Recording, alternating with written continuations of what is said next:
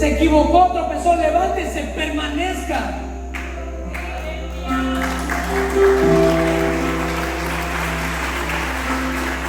Ofendió a alguien y esa persona no lo ha perdonado. Hermano, permanezca. Hubo algo que no le pareció del pastor, hubo algo que no le pareció de un líder, hubo algo que no le pareció de un músico, hubo algo que no le pareció de alguien de la danza, de la intercesión, de los servidores, hubo algo que no le gustó, hubo algo que le ofendió. Hermano, permanezca. La única oportunidad que nosotros tenemos de cambiar y de ser diferentes y de agrandarnos cada día más en el reino de Dios es solamente permaneciendo. David, al ser el menor de sus hermanos, tenía que hacerse cargo de ciertas actividades y dentro de ellas el pastoreo, cuidar las ovejas de la familia. Tenemos que entender de que no era cualquier cosa tampoco, pero era una responsabilidad que se le delegaba a él.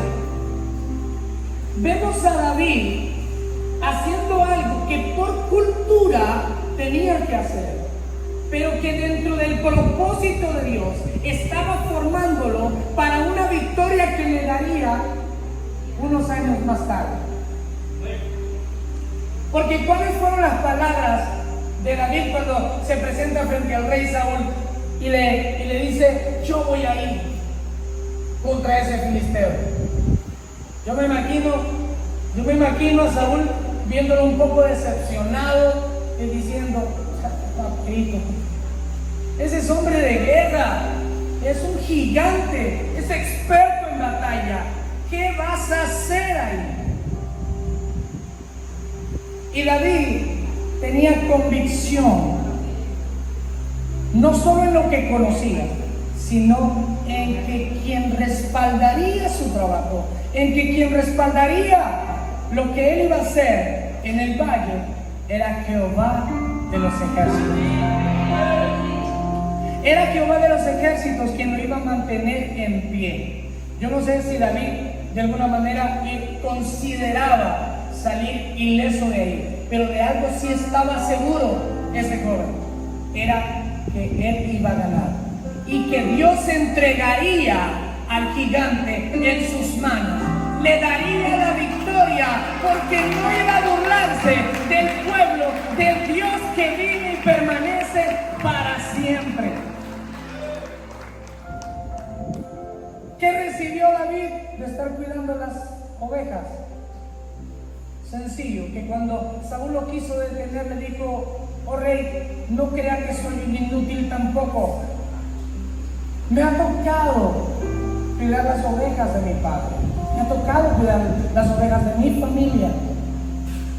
Y en pro de ese trabajo, ejerciendo esa función, le dice David: he tenido que pelear con bestias que han venido contra mí y yo las he vencido.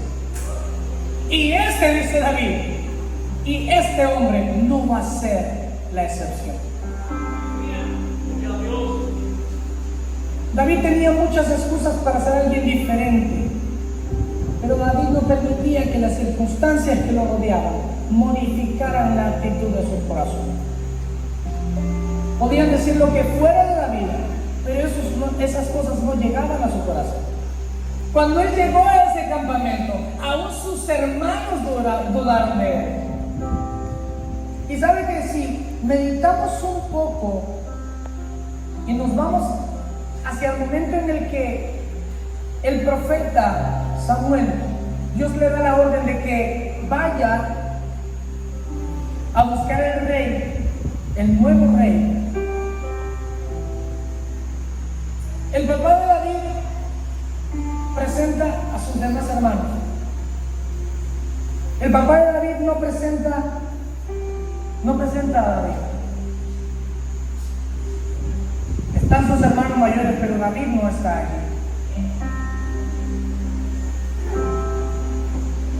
Quiero pensar que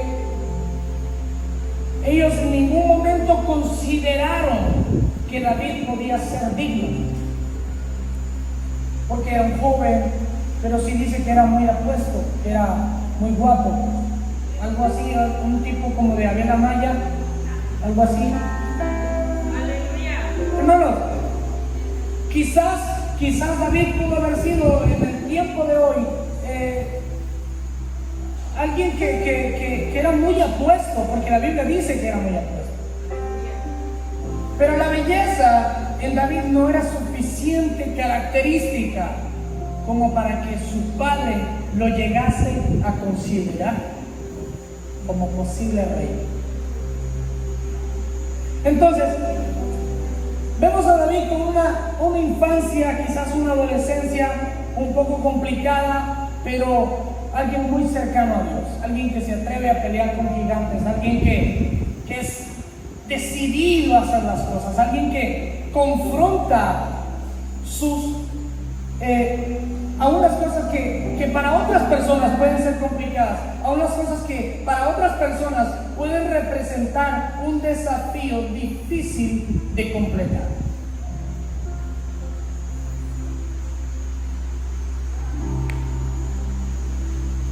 Cuando David derrota al gigante, voy a tratar de ir un poco rápido para resumir esto. Cuando David pasa esto y derrota al gigante, todas las personas, aún de la casa del rey, comienzan a ver gracia en la vida de David. Desde ahí la Biblia me enseña que comienza su amistad con Jonatán. Desde ese tiempo. Y es el mismo Jonatán que trata de persuadir a su padre cuando por envidia el rey Saúl quiere matar a David. Si hay alguien, hermanos, que tenía que darse por vencido en algún momento y pensar que no estaba en su sitio, si había alguien que tenía que ver de alguna manera que las cosas que pasaban a su alrededor no estaban encajando de alguna manera con él, ese era David. El rey dudó de él, sus hermanos dudaron de él, su papá dudó de él. Y aun cuando logra alcanzar y logra cumplir ciertas cosas, ciertos estándares, aún todavía el rey busca matarlo.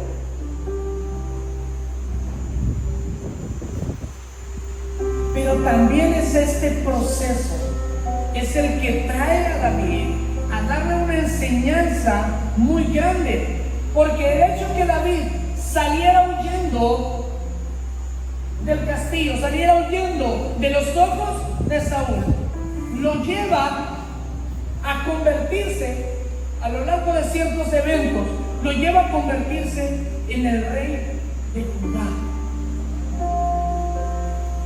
Y es la influencia que él alcanza siendo rey únicamente de una de las tribus que lo lleva a hacer algo que nadie más había hecho, que fue convertirse en rey de todo Israel y volver a unificar las tribus.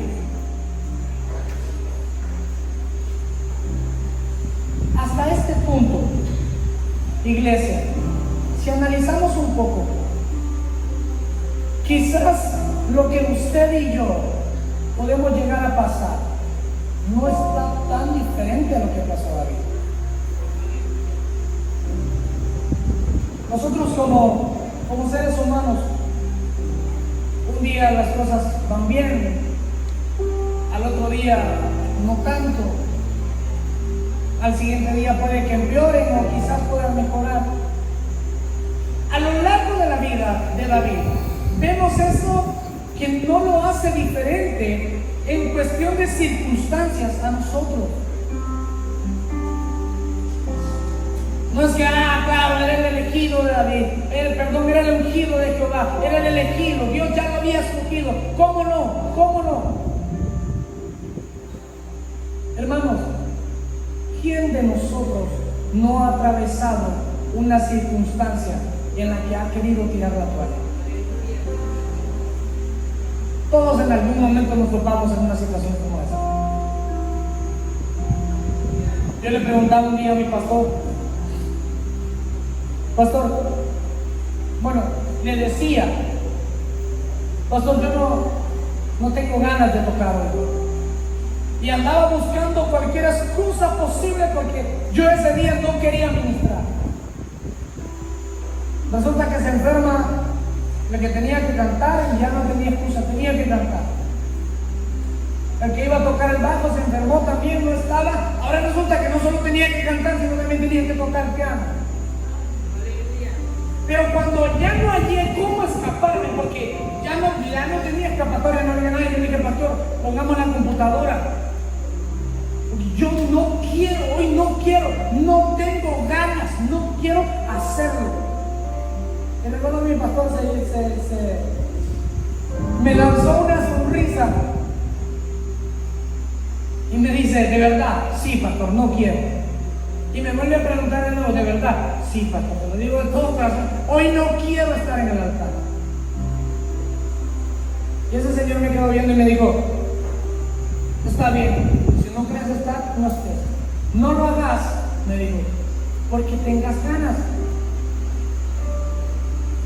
Hazlo por obediencia. Aleluya. David, iglesia, tenía eso. David tenía un corazón obediente. No me queda la armadura, pero tengo que hacer lo que tengo que hacer. Mis hermanos me están corriendo de acá, tengo que hacer lo que tengo que hacer. Mi papá no creía que me iban a ungir como rey, pero tengo que hacer lo que tengo que hacer. Se le ungió, peleó con el gigante, fue a la casa, luego fue perseguido, pero nunca abandonó el propósito en su corazón. Él permanecía.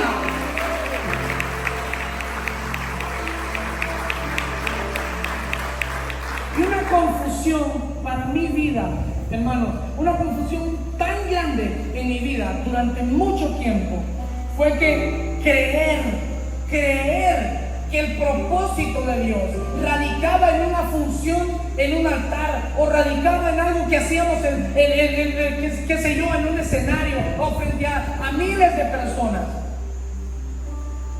Por mucho tiempo pensé que el propósito de Dios radicaba en lo que nosotros hacíamos, en lo que nosotros queríamos. Yo decía, el propósito de Dios para mi vida es estar frente a un montón de personas predicando o cantando, qué sé yo, pero estar frente a muchas personas. Luego, por palabras de David, me doy cuenta que no es mi propósito en Dios, sino que dice David, Dios cumplirá su propósito.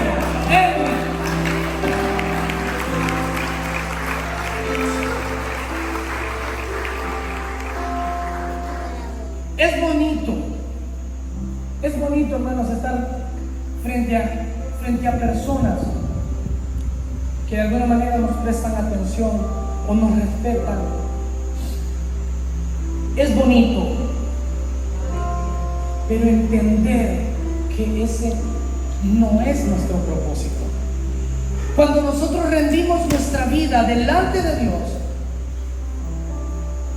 mis propósitos pasan a estar en un segundo plano y comenzamos a vivir en el propósito de Dios. Comenzamos a vivir en el propósito de Dios. El objetivo que Él tiene para nosotros no radica en que seamos escuchados solamente. No radica en que memoricemos la Biblia.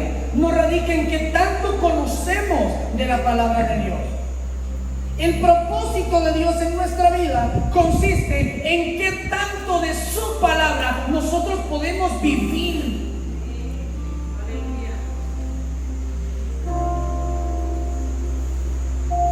David había abandonado su voluntad. Había rechazado aún lo que él quería. ¿Qué mantenía a David de pie? No eran sus sueños, porque no vemos en David, no vemos la historia de José. José va a ser tema de otra noche, pero no vemos eso en David. David no sueña, David obedece. David no va detrás de un anhelo.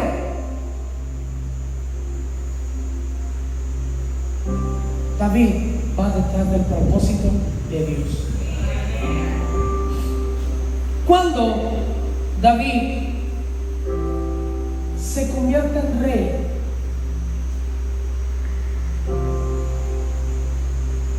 comenzamos a ver al hombre y abandonamos al niño, abandonamos al adolescente, aquel al que quizás sí cometió errores, pero no se hablaba de él. Se hablaba de que mató un gigante, que lideraba los escuadrones y cantaba a la gente: Saúl mató a 1000, David a 10,000. Se contaban las cosas buenas. Y David seguía siendo David. Pero cuando David se convierte en rey,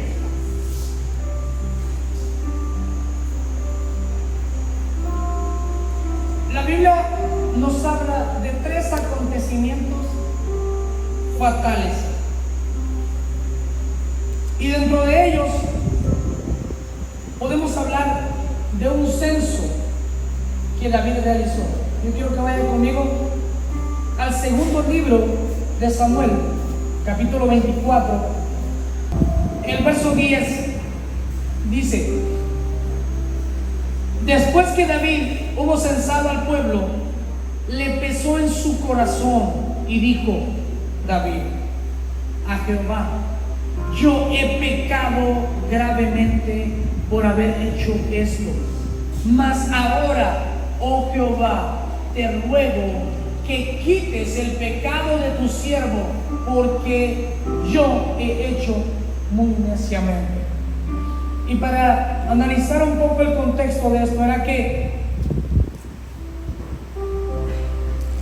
Israel siempre ha sido un pueblo siempre fue un pueblo que atravesó por guerras tras guerras en ese contexto. Y la bendición de este pueblo es que Jehová estuvo y permaneció con el pueblo siempre y cuando el pueblo estuviera con él.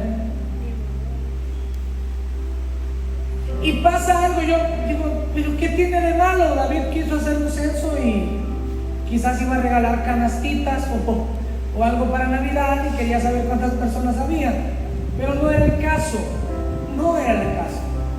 El punto era que David estaba mostrando un área que nosotros muchas veces mostramos, y es el ego.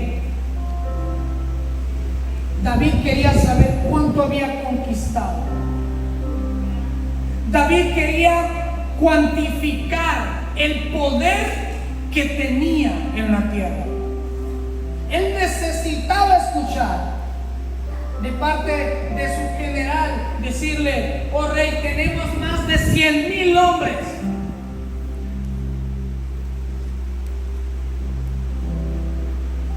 Él necesitaba escuchar eso, porque si usted lee todo el capítulo 24, se va a dar cuenta que cuando él manda al general, en el verso 2 creo que está, aún su general le dice, voy a parafrasearlo, él le dice: pero ¿en qué te aprovecha esto? ¿Para qué te sirve? ¿Por qué necesitas censar? ¿Por qué quieres saber cuántas personas, cuántos soldados? Y David, por su autoridad y con el ego que estaba surgiendo en su vida, dijo: yo no quiero saber. Esto fue algo que molestó a Jehová. Y más adelante Jehová manda al profeta y le expone tres sentencias a David. Y le dice, con la única cosa que te voy a dar opción, no va a pasar. Dios le dice a David, no voy a pasar desapercibido esto que has hecho, pero te voy a dar a que tú escojas. De las tres opciones que el profeta le presenta de parte de Dios a David, dos de ellas significaban que otros pueblos, que otros líderes hicieran con el pueblo desastres. Dos de ellas. Y la tercera implicaba que Dios iba a soltar una plaga sobre el pueblo que iba a matar a muchas personas. Aquí es cuando en algún momento nosotros hemos escuchado la frase de David, ¿qué escoges? ¿Caer en manos del enemigo o en manos de Jehová? Y David dice, prefiero caer en manos de Jehová. Ciertamente Dios en su grande misericordia tendrá compasión y no nos va a destruir, nos va a lastimar, pero no nos va a destruir. Y entonces comenzamos a ver la realidad de David. Ese mismo joven que fue ungido sin saberlo, fue ungido en secreto, ese mismo joven que había matado al gigante, ese mismo hombre que había unificado las 12 tribus, que había unificado el pueblo de Israel, más adelante estaba en serios problemas con Dios por su ego.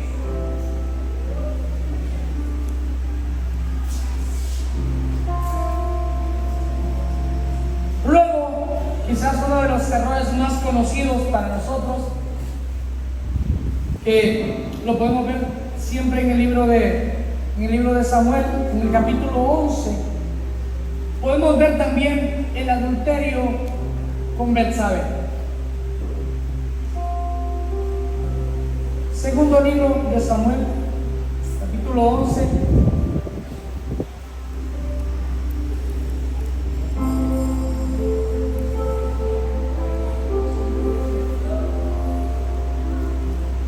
El verso 1 dice: aconteció al año siguiente, en el tiempo que salen los reyes a la guerra. Escuche esto: en el tiempo que salen los reyes a la guerra, que David envió a Joab y con él a sus siervos y a todo Israel, y destruyeron a los amonitas y sitiaron Rabá, pero David se quedó en Jerusalén. Era responsabilidad de él como rey irse, pero él decidió quedarse. Verso 2: y sucedió que un día, al caer la tarde, que se levantó David a su lecho y se paseaba sobre el terrado de la casa real, y vio desde el terrado a una mujer que se estaba bañando, la cual era muy hermosa. Envió David a preguntar por aquella mujer, y le dijeron: aquella mujer es Betsabé, hija de Eliab, mujer de Urías Eteo. Y envió David mensajeros, y la tomó, y vino a él, y él durmió con ella. Luego ella se purificó de su inmundicia y se volvió a su casa. Lo que sigue es uno, quizás para mí, de los mejores planes de asesinato de toda la Biblia. David comienza descuidándose de la guerra y se queda en casa. Y quizás en nuestro contexto, o tratando de contextualizar esto, es lo que muchas veces nos pasa a nosotros. Es que preferimos quedarnos en cama, preferimos ir a ver un partido, preferimos hacer muchas cosas antes de ir a la guerra. Nuestra lucha, dice la palabra, que no es contra carne ni sangre. Y esa es la forma en la que nosotros peleamos. David se descuidó de literalmente ir a la guerra, pero nosotros muchas veces nos estamos descuidando de permanecer en guerra.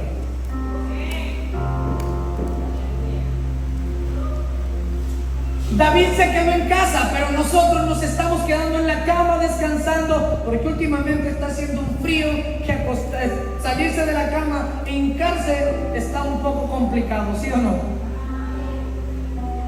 Mucho más levantarse, ir al baño, lavarse un poco la cara y luego moverse hacia donde está la iglesia, quizás como algunos tenemos por costumbre. Es aún más difícil. Si levantarnos en nuestra propia habitación es complicado, no digamos salir de nuestra casa e ir al templo. Eso le pasó a David, se descuidó de ir a la guerra y se quedó en casa. Y entonces vino la tentación. Y aún cuando ya ha cometido el hecho y resulta que Betsabé quedó embarazada, él tiene que zafarse de ese problema. Todavía en esa circunstancia, él no quiere reconocer su error. Entonces manda a llamar a Urias, lo trae, le da un regalo y habla de que seguramente, dicen los teólogos, que el regalo o los regalos que David le había dado a Urias era comida y bebida, porque al día siguiente que David lo había mandado a dormir con su esposa, resulta que se quedó a la puerta del castillo y le dicen al rey: rey, hay un problema.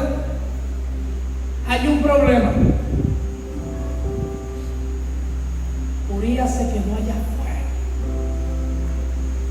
no fue a dormir, no estuvo con su mujer, no se acostó con su mujer.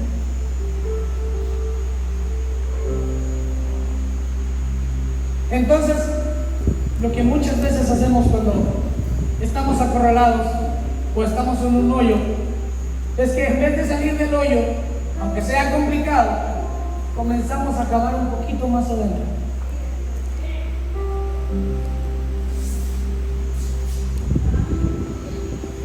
Y decide David enviar una carta con Urias a su general, pidiéndole que lo pusiese en la zona más complicada, en el lugar de mayor desafío, en el lugar donde había más peligro, donde solo los más fuertes tenían que estar. Allí ponerle a Urias con una sola intención: ese hombre tiene que morir.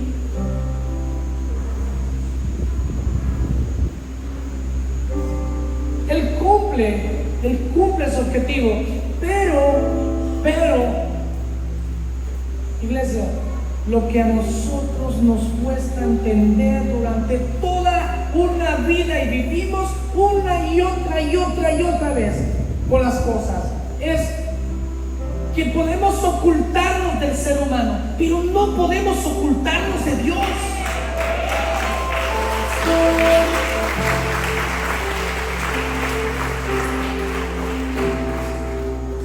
A David se le había olvidado quién era Jehová.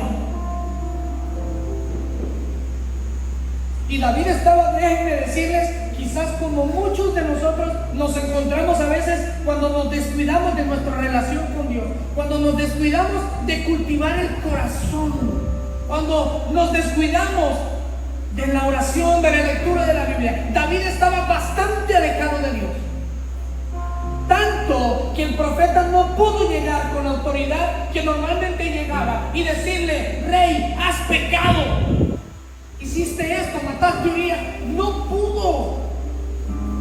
pudo, hermanos. El profeta tuvo que acercarse de una forma muy prudente y con una historia muy bonita. Había un hombre muy humilde que solo tenía una ovejita, y había otro hombre que tenía muchas ovejitas. Pero resulta que el hombre que tenía muchas ovejitas tuvo una visita y tenía que matar una ovejita, pero decidió que no iba a matar una de las muchas ovejitas que tenía, sino que decidió agarrar la ovejita, la única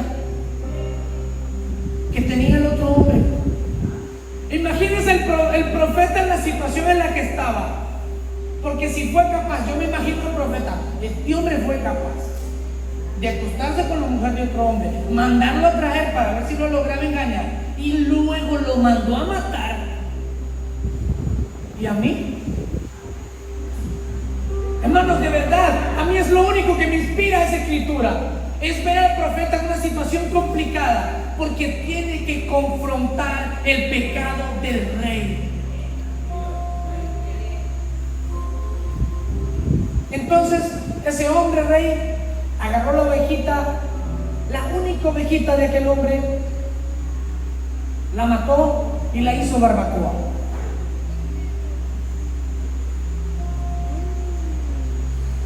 Y el rey ciñó su espada. ¿Quién es ese hombre? Merece la muerte. Ese hombre eres tú. Ese hombre era David.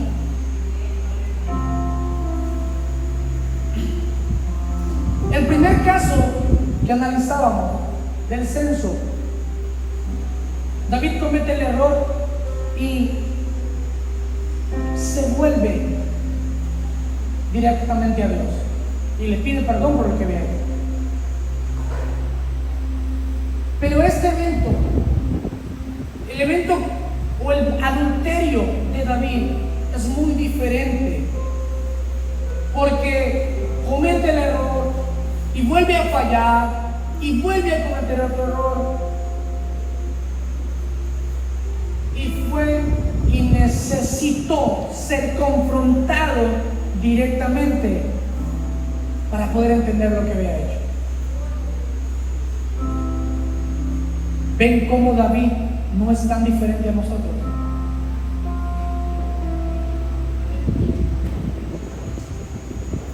¿Ven cómo David sí se parece a nosotros?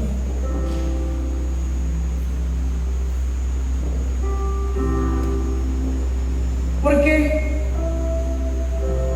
cuando estamos en el primer amor y comenzamos a venir a la iglesia y queremos estar todos los días en la iglesia, queremos estar orando, queremos estar leyendo la Biblia, queremos estar aquí, y en ese tiempo y en esa temporada, en la temporada del enamoramiento con Dios, yo le llamo el primer amor. Hermanos, todo es bonito y no cabe en nuestra mente pecar. Esta fue la adolescencia y esta fue la juventud de David, el primer amor. Pero cuando el primer amor se acaba, cuando el enamoramiento se termina, entonces necesitamos comenzar a vivir por convicción, necesitamos, vivir por decisión, necesitamos decidir servir a Dios, porque ya no hay muchas ganas de leer la Biblia, ya no hay muchas ganas de orar, ya no hay muchas ganas de hincarnos, ya no hay muchas ganas de brincar, ya no hay muchas ganas de gritar, ya no hay muchas ganas de venir y cantar un especial, de dar un testimonio, de hablarle a alguien. Ya no hay muchas ganas. Hermano, aún yo lo digo con mucha certeza. Yo voy a la iglesia desde que tengo aproximadamente 6, 7 años. Mi abuelo me llevaba a escondidas de mi papá. Y mi vida en ese momento no era igual a la de hoy, no, es totalmente diferente. En ese entonces mi hermano era 2 años mayor que yo y yo tenía 9, él tenía 11, y nosotros no entendíamos las cosas. Pero cuando alguien en un grupo de crecimiento o en la iglesia hacía el llamado para aceptar a Cristo, hermano, todos los días aceptaba a Cristo. Yo lo único que necesitaba para aceptar a Cristo en mi corazón era que alguien aquí enfrente dijera: alguien quiere aceptarte con su corazón? Y ahí iba yo. Hace unos días, Agner me hacía una pregunta y espero y les pido en el amor de Cristo no ofender a nadie con lo que voy a decir. Voy a hablar de mi experiencia, fue lo que yo viví. Y él me preguntaba, a ver, ¿usted alguna vez se ha caído cuando oran por usted?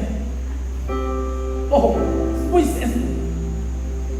hermano, y yo recuerdo que yo le dije a él, mira hermano, actualmente no recuerdo, pero cuando era niño yo caía con una confianza, hermanos. Se lo digo delante de Dios, cuando yo tenía 11, 12 años, yo caía con una confianza, hermano. A mí, yo en lo último en lo que pensaba era si había alguien atrás para detenerme. Señor, tu palabra dice que si me caigo tú me levantas. Y ahí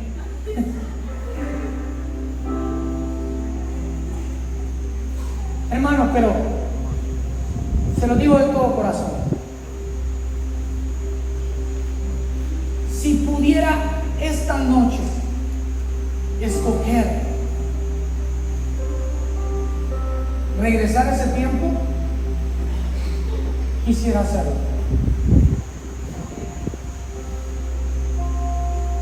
Y no solo por la edad en la que nos preocupamos de pocas cosas, sino porque cuando arde ese fuego en nuestro corazón, hermanos, nos importa poco lo que los demás piensen.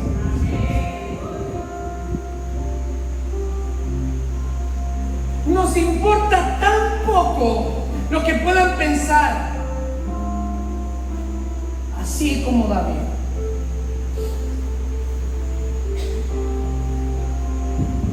Cuando la mujer se acerca y le dice, hombre, qué ridículo el que has hecho frente a todo el pueblo. Te has visto como un ordinario delante de la gente. Las palabras de David son, bueno, si es posible, me haré aún más vil, con el objetivo de agradar a Dios. Esa es la razón por la que David, aun cuando cometiera los errores que cometiera, su corazón siempre se iba a volver a los brazos de Jehová, a los brazos de papá.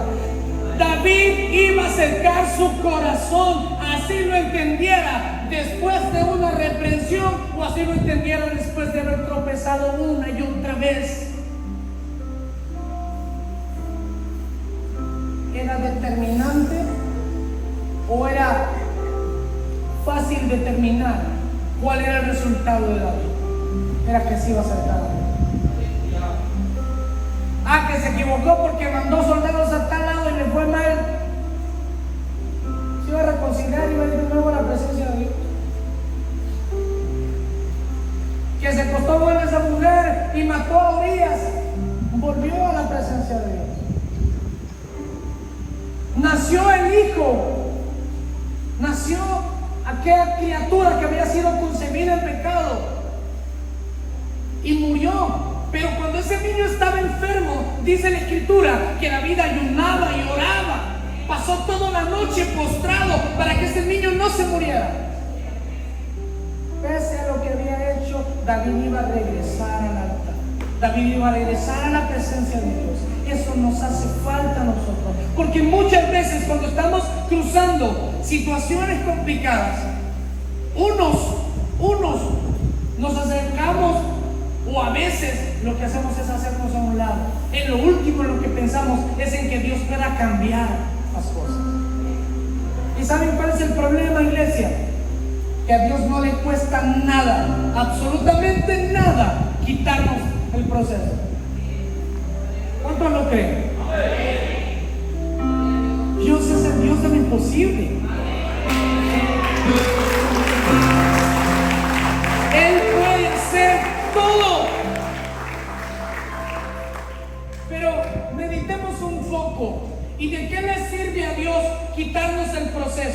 si nuestro corazón no ha sido procesado. Si nuestro corazón no ha entendido cuál es el objetivo. Porque si nos gusta hacer diferencia. Te pasó lo que te pasó porque andabas en pecado. Siempre que un hermano cae, andabas en pecado, por eso te pasó. Hermanos, eso pasa. Ninguno de nosotros está exento de cometer un error, unos más grandes que otros. Y esto que le voy a decir no es una licencia para pecar tampoco, no es una licencia para que hagamos y deshagamos, pero seamos honestos. Dice David en el capítulo 51 de los Salmos: en pecado fui concebido. Pero no es solo reconocer que somos pecadores, sino también entender que tenemos que cambiarlo. Es que no podemos vivir pegando en la misma piedra todo el tiempo. Y si estamos pegando en la misma piedra todo el tiempo, es porque aún no hemos aprendido la lección. Es porque aún no hemos entendido cuál es el área de nosotros que Dios quiere transformar, que Dios quiere mejorar, que Dios quiere cambiar.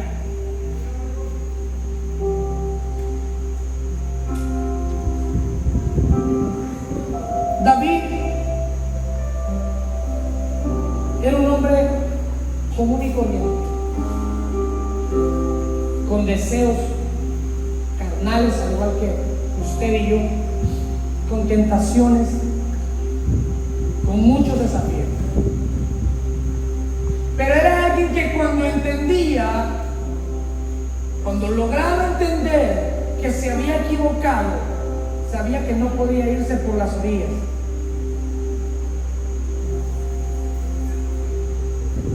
Y he aquí el capítulo 51 del Salmo. Ahora yo quiero que volvamos a leer esos textos y lo hagamos con esa visión de David que he tratado de explicar.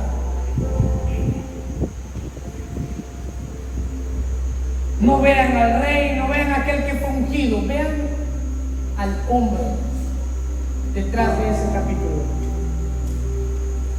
Ten piedad de mí, oh Dios, conforme a tu misericordia, conforme a la multitud de tus piedades, borra mis rebeliones.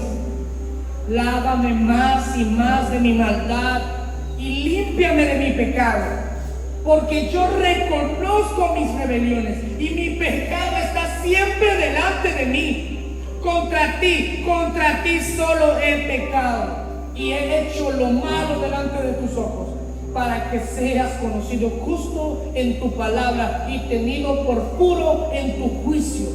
He aquí, en maldad he sido formado y en pecado me concibió mi madre. He aquí, tú amas la verdad en lo íntimo y en lo secreto me has hecho comprender sabiduría. Purifícame con hisopo y seré limpio. Lávame y seré más blanco que la nieve. Hazme oír gozo y alegría, y se recrearán los huesos que has abatido. Esconde tu rostro de mis pecados y borra todas mis maldades. Crea en mí, oh Dios, un corazón limpio y renueva un espíritu recto dentro de mí. No me eches de delante de ti y no quites de mí tu santo espíritu. Vuélveme el gozo de tu salvación y espíritu noble me sustente. Entonces enseñaré a los transgresores tu camino y los pecadores se convertirán a ti. Ven cómo el pecado no nos aleja del propósito de Dios. Ven cómo David busca la restauración personal, creyendo que al ser restaurado, creyendo que su corazón y su espíritu cambiados, él iba a ser ejemplo para alguien más.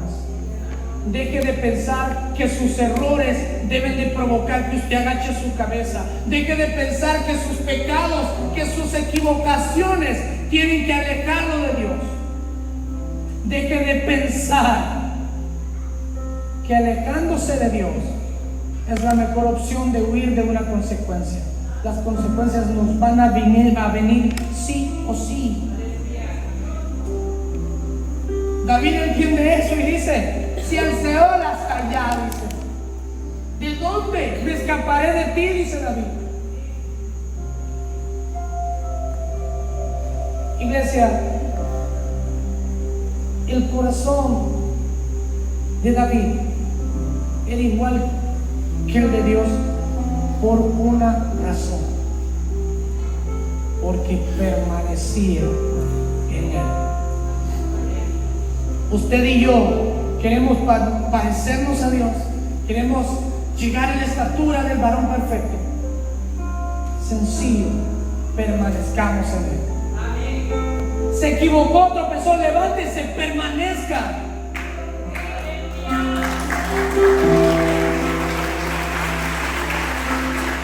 Ofendió a alguien y esa persona no lo ha perdonado. Hermano, permanezca. Hubo algo que no le pareció del pastor, hubo algo que no le pareció de un líder, hubo algo que no le pareció de un músico, hubo algo que no le pareció de alguien de la danza, de la intercesión, de los servidores, hubo algo que no le gustó, hubo algo que le ofendió. Hermano, permanezca. La única oportunidad que nosotros tenemos de cambiar y de ser diferentes y de agrandarnos cada día más en el reino de Dios es solamente permaneciendo en Él. Yo quiero que se pongan en pie en esta noche. Dios, gracias. Gracias por este tiempo, Señor.